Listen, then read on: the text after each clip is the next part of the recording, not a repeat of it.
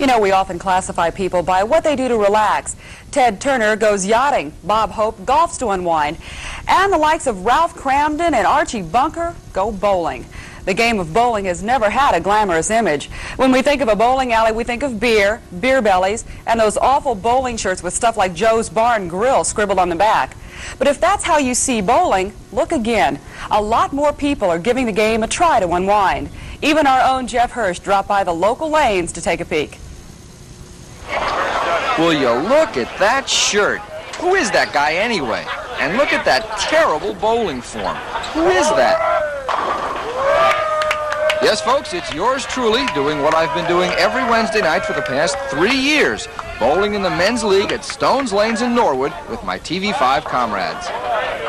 Despite the presence of the TV5 team, bowling is actually more popular than ever. 13 million kids and adults each week letting the ball go towards the pins. Some balls roll faster than others.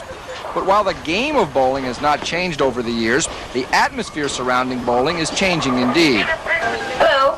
Hello. 2 for dinner? Welcome to the Cheyenne Social Club, a very fine restaurant, good food, good service, located in a bowling alley. This is Western Bowl in Cincinnati, the busiest bowling establishment in the country.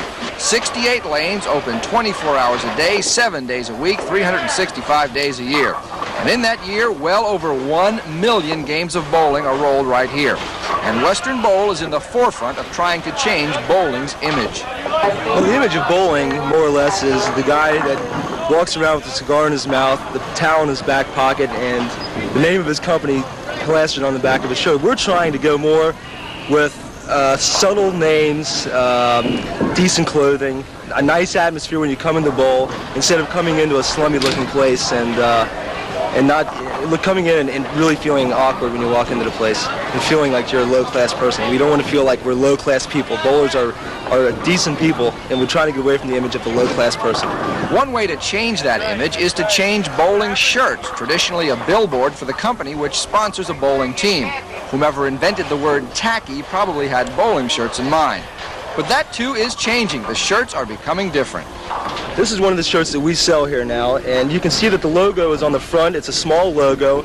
Instead of having something on the back of your shirt that is gigantic that you cannot wear anywhere else, this shirt you can wear anywhere you want to wear it and not feel like everybody's looking at you thinking, look at this guy with all the stuff on the back of his shirt. You'd never wear a tacky bowling shirt to a good restaurant, and at Western Bowl's restaurant, people dress as they would for any other nice meal out. We do come here often. We like the food, and it's a very nice atmosphere.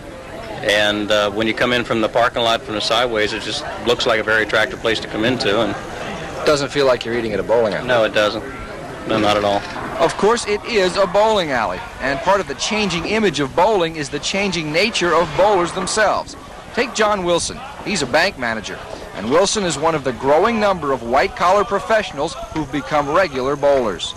Do you see more professional people at the bowling alley? Oh, yeah. Oh, yeah. Doctors, attorneys, you see them. I get to see them in the business world and also see them out here on the social level. In fact, the typical bowler is probably a lot more yuppie than you'd think. According to the Bowling Proprietors Association, the average bowler has a median age of 26 years. He has a household income of $24,400. 50% of bowlers graduated from or attended college, and 1/3 of bowlers are professional or managerial workers. And, oh yes, one more image change. Please call the establishments bowling lanes, not bowling alleys.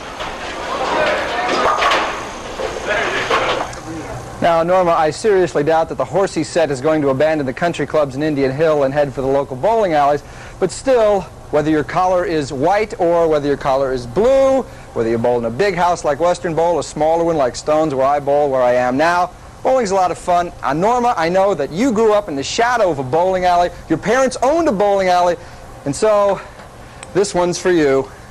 Now, you got my good side here, so here we go.